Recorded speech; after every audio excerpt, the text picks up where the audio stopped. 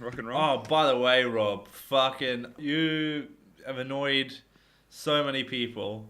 You've annoyed a whole bunch of people at work, at like my work. You've annoyed Krautmeister with me endlessly going, will he get it right?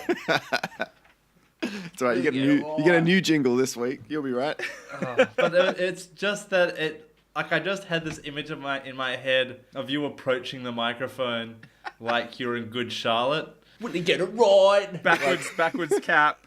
He's got 3 belts on for some reason. All of them studded. Bazinga boys are here to speak all of their thoughts on the Big Bang Theory. Rob has an opinion, Vorn has an opinion, Pete probably has one too. But most of all, Rob has an opinion. Happy Latesgiving, everybody! My name's Vorn. I'm a Bazinga boy. Who are you guys with me here on Latesgiving? I'm Rob. I'm a Bazinga boy, and I'm thankful for my friend Pete here. Pete, who are you, Pete? I'm Pete on Latesgiving. Bazinga boys, what's happening? What's this show about, Rob? This show is about watching The Big Bang Theory and being thankful for all of the joy and love that it gives us. And, well, I'm going to also explain that this episode is our Latesgiving episode, if you haven't picked up on that one yet. We decided at the end of our last episode, after we recorded it and put it in the can, we're like, oh wait, we should have done a Thanksgiving episode because that would have synced up perfect with the release of the last episode. So we're recording this after Thanksgiving because we still want to do a Thanksgiving episode. So we're doing a Latesgiving episode. Aren't we the pinnacle of planning and not a giant shit pile of an operation? I just like to think we're super early for next year's Thanksgiving. Yeah. we're ahead of the curve of all these other hack programs. So happy Latesgiving 2019. Guys, what happened in this episode? This special Latesgiving episode? So season 2, episode 10, we just watched the Vartabedian conundrum. If anyone knows what that word means, let me know. So what happened in this episode? It's Dr. Stephanie's 3rd appearance. So she's been in the previous 2 episodes. And essentially Leonard, so Glasses Man, thinks his relationship is moving too fast, so he sabotages it. What do you mean he sabotages it? He sabotages his own relationship. I think I might have watched the wrong episode. I didn't see him trying to sabotage his relationship. I saw a broken man trying to break up with a woman, and every time he went to, she lured him with sex. And it was because she started moving into his house. Which, what the hell happened? What the heck is a doctor doing? Trying to move into a share house. Didn't she have a whole lasagna palace to herself? Why is she so desperate to stay with Glasses Man? The lady is definitely not a real doctor. Do you think that a sub-theory is that she actually had it on for Sheldon? Which in this episode, that's why she was just humouring him and with his... What's the word? Hypochondria. Yeah, so that's basically what Sheldon is in this whole episode. He thinks he's got strep throat or he's got tinnitus or whatever else, and he's getting her to... That was the B plot of the episode. Sheldon's hypochondriac. A doctor's moved into Leonard's room for some reason, and Leonard's trying to go, hey, back off, lady, and then she just bangs him endlessly. While she's probably thinking about Sheldon's strep throat. I think this worst. What do you have to back up this theory you have here? Which theory? That she likes Sheldon and not Glasses Man. Why would she spend so much time with someone that's so fucking annoying and obviously annoying? And self-referential and so focused on destroying their relationship in previous episodes. Because they're roommates. Unless she wanted to bang. Which member of the cast are you talking about here? Because all of that applies to everyone in the cast. And it applies to us as well, you idiot. Can I say that this was, of all of the episodes we've watched so far, this is the first relatable concept that I think they've had. And I say that... probably more for Vorn and myself. How many share houses have you lived in, Rob, where you've dated a doctor? No, just the how many share houses have you had with a PhD physicist, and also been subsequently dating a doctor at the same time? I've lived in 3 share houses where my housemates have then gone into relationships, and suddenly I've had this new housemate not paying rent, not paying bills, and just fucking taking up space, right? that's why I can relate to that. And like 'Cause- Vorn, you've had some great housemates with amazing girlfriends in the time. Okay, well, Pete, I don't think you know the story. I'm going to try and tell a very condensed version of the story. So I was living with a guy I'm going to call Morit, and another guy moved in with me and Morit, who I'll call Ibs. And the reason I'll call them Ibs is because we used to have like a fun house group chat. Yeah. And as a joke, Morit one time said to Ibs, "Hey, are you there, Ibs?" And Ibs said, "Yeah." And then as a joke, he just said, "You stink, ha ha ha ha ha." And Ibs didn't realize it was just a playful little jab with no reference to anything. And Ibs just responded and said, "I have IBS."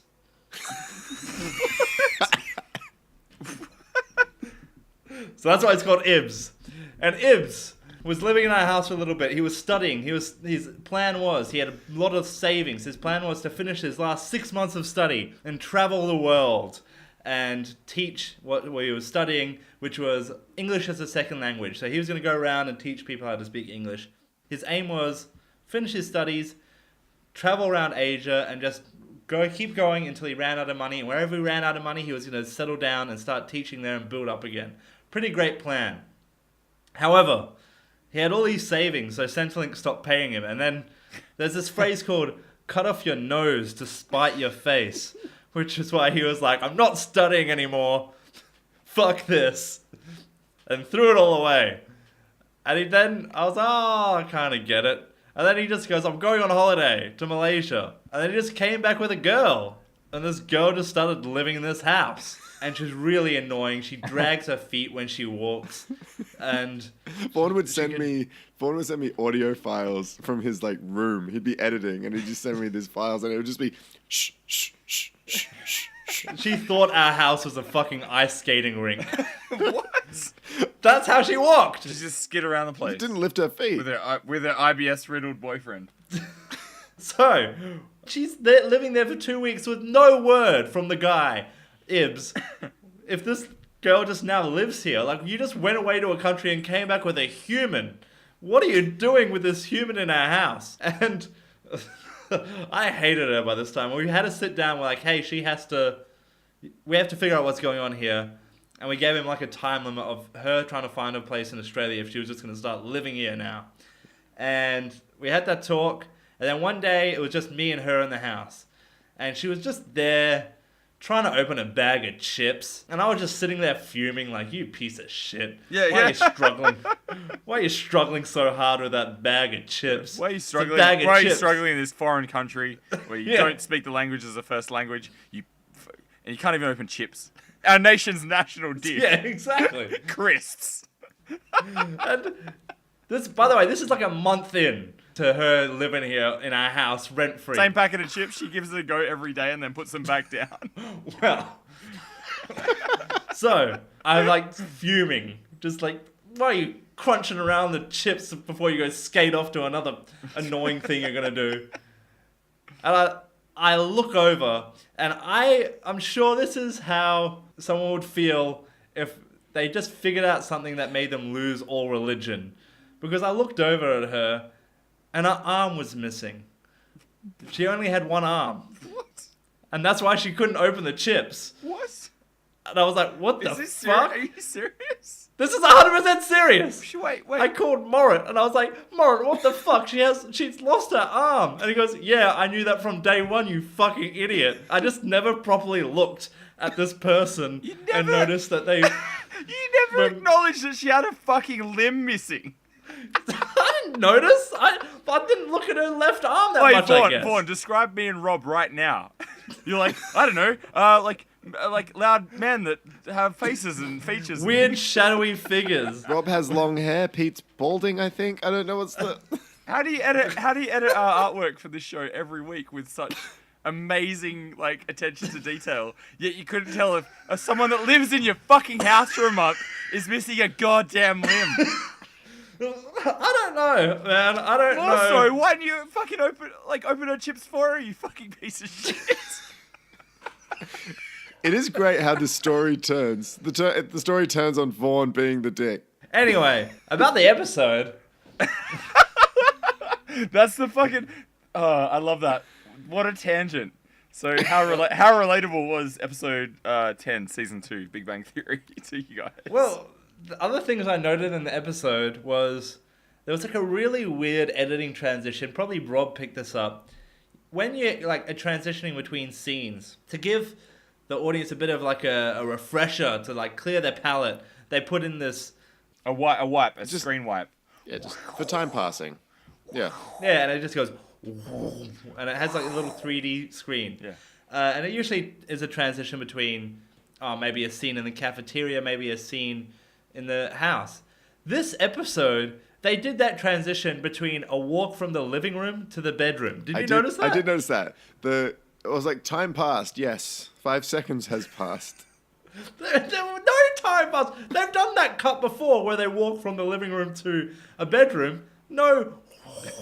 What was it's so strange. I have no idea why that happened. Okay, wait, before we move on. Laugh count. 0. You laugh. This was 0. This was the worst. I'm chalking this up as my worst episode of this season. Why? It was fucking nothing. It was boring. I wrote a single line which said Dr. Stephanie's third appearance. That's it. That's the only. That would have been in the first minute. That was it. I struggled. I even searched the internet. I was like, fun facts. This has like the lowest rating I think out of the whole season as well as an episode. So it's not just us. It was a nothing episode. By the way, if anyone's wondering, 0 from me. What do you think I am? It was a nothing episode. It really didn't establish anything. Nothing went forward. It was just, hey, by the way, they're still a couple. It was the theme of the episode. So, we know a bit about the episode now and what happened in the episode. Rob, what time is it? It's time for Vorn vs. the DVD jacket. It's time for Vorn vs. the DVD jacket. Vorn has a small penis. Will he get it right? Well, now I guess I'm fucking chanting that for the next week at work and annoying everyone. Well, the thing was, I was just going to keep it the same every week. And then Vaughn's like, you got to do a new thing at the end each week. I was like, all right, well, you're getting a small dick next week. If you don't know this segment, is I'm trying to guess the blurb on the DVD jacket. Last week, Pete, can you tell me what last week's one was? Because I was really trying to get close. And then it turned out to be one sentence. So it's a good thing I already have my DVD jacket open and the sleeve removed, as you can hear. Last week we watched episode 9, season 2, The White Asparagus Triangulation. And it was, now we've got McCoy, Star Trek enthusiast Sheldon is thrilled that Leonard is dating a doctor. That was last week's DVD jacket description. And so, with that in mind, it was so short and sweet, I thought I got an idea of how. I'm hoping it's the same this week. So this is my prediction of this week's episode. Ever sucked dick to get out of getting dumped?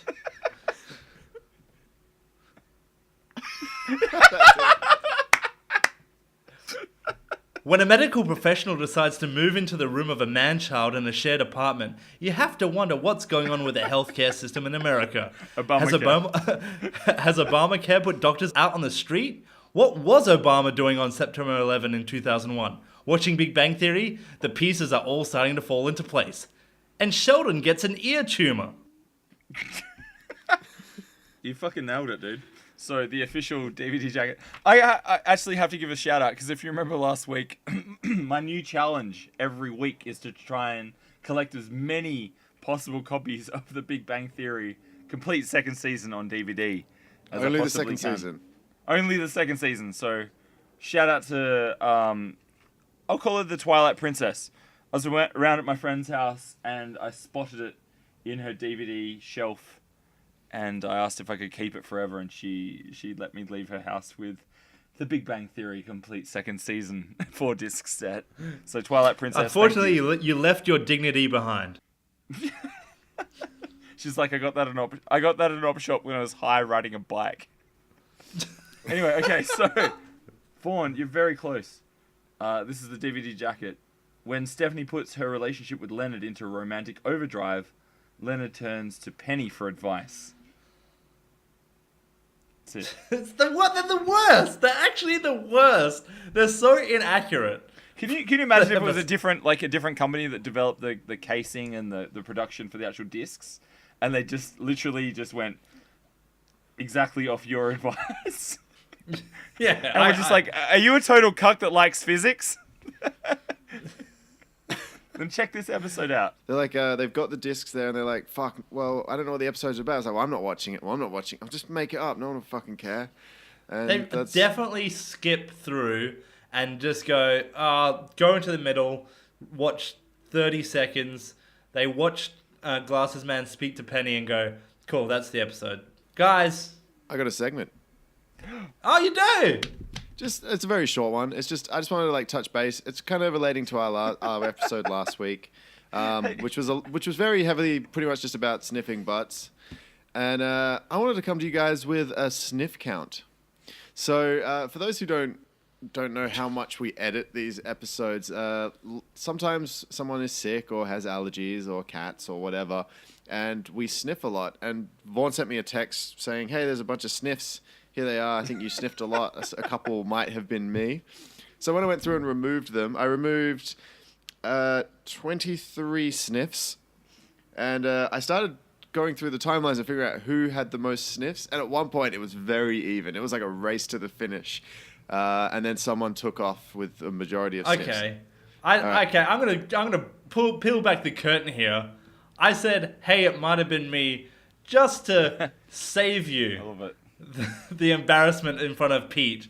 So you're like, hey, I know you're doing the edit. It's very obviously you all the time because most of the sniffs are coming when I'm speaking. Rob, you just did one while you were describing this. If you missed it, you're like, some episodes we sniff, and like, sometimes it's Vorn. So I would gonna have to say, unless you're calling like the very fact of me breathing a sniff, there is no way you are anywhere close to me. Are we all the I was definitions trying to of- help you save face there, Rob, and you fucking had to bring it out into the public.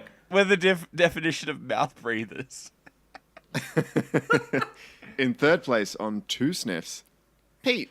Hey, fuck, dude. Every fucking week, I'm always so self-conscious of that. Like, I'm just like, oh, again, hay fever, I Don't guess. breathe.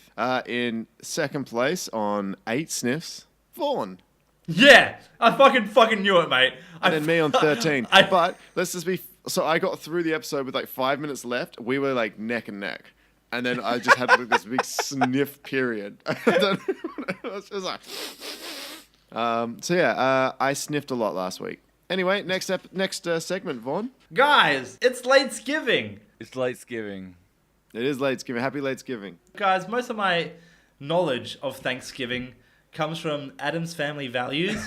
Oh, maybe. Jesus. So good. So, the things I know about Thanksgiving are, I know there's eating, and there's praying, there's thanking, there's uncomfortable racist comments from Uncle Pete, and there's fighting with your family members. So, let's get onto it. What are you guys eating for Latesgiving? I've still got leftover Latesgiving turkey in the fridge. What about you, Pete? We just went to Chicken Treat, which is kind of like a chicken fast food restaurant for everybody that's outside of Western Australia.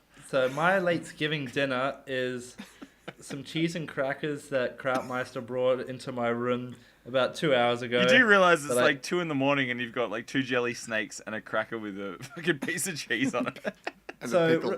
let's have some prayer now because it is a Latesgiving episode. I remind you guys that we are from the Church of Bazingtology. The Church of Latter-day Bazing. Yeah, the Church of Latter-day Bazing, where we don't say that amen crap because that just sounds like you're drinking a tall glass of man. Like, man. That's not us. Which is fine if that's what you want to do. But if you like to drink tall glasses of men, then we 100% support that. So. Exactly. So let us pray. Bless us, O Sheldon, and these, thy gifts, which we receive weekly from Father uTorrent and Saint Putlocker. Thy gifts, such as penny stipples, that pointed us 3 wise men north when cloud cover caused issues with the North Star. Gifts, such as a 21-minute runtime, for even as Jesus Christ himself was whipped and nailed on that cross. He looks at us and must think, I got off easy. Gifts. Thanks, Jesus. Gifts. Number one fan. Thanks, cheers. For all this bounty and more, L. Ron Howard, we thank you. Our boys. Our boys. Oh, boy. Boys. Boys. What are you guys thankful for? I'm just thankful for you guys. You guys give me a laugh every week. You pick me up when I'm down, and you put me down when I'm up. But you're there. It's good. That's really good. Pete, what are you thankful for? I mentioned it before. I'm thankful for you. I'm so thankful I don't have friends like Glasses Man. I'm thankful I have people like you in my life. I'm thankful for my girl Death Ray. And I'm especially thankful that she doesn't throw out my like Batman collectibles and replaces them with like scented candles like Dr. Stephanie In the did show. in this episode. So I don't know, I just like you guys and love everything about everything other than the Big Bang Theory. Oh, that's sweet. I'm And thankful. also, I'm very thankful for whoever left this fucking box of wine at my house last night, because I'm drinking the shit out of it. We can tell. Pete, I'm thankful for Penny being on the show, because she's the only one that has any redeeming qualities. Speaking of Latesgiving, I'm thankful for every girl that was late on her period, and it was just late. I'm thankful for alcohol that is able to numb this whole experience. I'm sure Peter's as well. I'm thankful for you guys, my Bazinga family, for putting up with my annoying laugh. I'd also like to thank the middle-aged lady at Officeworks the other day who didn't dob on me when we're at the printing out your own pictures station, at the print-off station, and you kind of just sit there and watch the pictures that you printed off your USB. And we're just watching each other's pictures print off. And then a dick pic printed off, and she didn't dob on me. And she didn't try and sue me. Why'd you print a dick pic at Officeworks? There's a whole story behind it that is for another time. Basically, I'm doing a large treasure hunt for an advent calendar for my Karatmeister, and it's an old dick pic I sent her ages ago. It's And your dick. You printed your dick in Yeah. an Officeworks. You exposed. Yeah. You essentially exposed. Dude, I think you found a loophole in the pervert community Indecent where it's exposure. well, I'm not actually getting my dick out live, but I'm printing my dick in real time. Yeah, no, but I should clarify. It's not just my dick that I printed out, because I have like a good It's the ball. theory It's on. the balls as well. No, I have a good theory on dick pics. Here's my dick pics tips. Here's a new segment. It's called Vorn's Dick Pic Tips. Oh, fix up, boys! You're fucking lacking in this department. So girls laugh at dick pics. So the best thing is to lean into that and make it comedy. So like Press they're the seeing- camera lens all the way into your dick. The way you get girls to actually like your dick pics, because you just want them to see your dick. By the way, this is all requested dick pics. But what you do is you Photoshop your dick into movie posters. Like the one that I printed out was a movie called Cool Dog. And I replaced the dog with my dick that's in a taxi cab. I really wish I could send it to you guys to see, because it's really funny. But But it's your dick. If it was Yeah, someone it's else's your- dick, it'd be Send us fine. your dick, dude. Send us a solicited photo of your dick. yeah, exactly. When you guys ask for it, I'll give it to you. So Now, right now. That's my like, tip. Right, That's right, my- right now, guys. Like, No, Pete, that would be taking advantage of someone who is intoxicated by honoring your request. but I'm intoxicated So- too. That's the standard white person defense, right? We're both drunk. Well, okay. Pete, do you want me to send this dick pic to you? Shoot it through, bro. Oh Send it god, to this is me. gonna be great. I can't wait. Okay. Rob, do you want this in the group chat or just straight to Pete? Just group chat it. Might as well. You're like, I can't believe this went this way, but okay. So this is what I printed out in Officeworks. I'll explain what you see.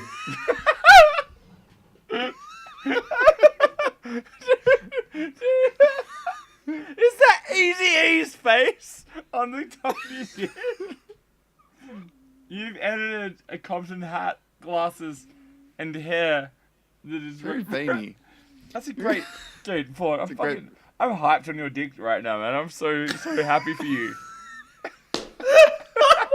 Okay, Pete, just to be clear, the Compton hat and the glasses aren't really on my dick. I want to say like. So wait, you're saying the the taxi cab isn't actually busting around Manhattan with your 17-foot penis out the window? Can we edit this? We need to get this out there where you just blur the dick with nothing but Bazinga Boy merchandise. Just blur the cab.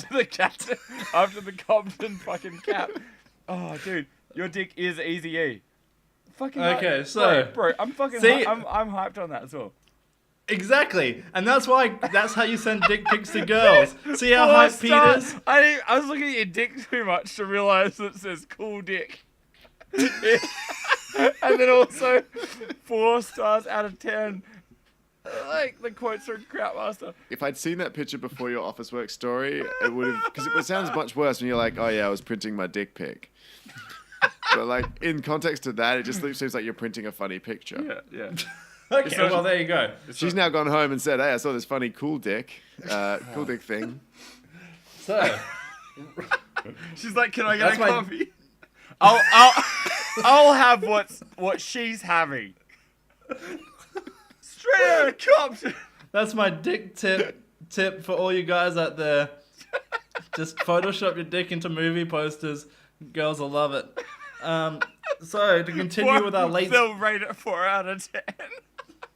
to keep with this Latesgiving tradition, we've done our prayers, we've done our thanking.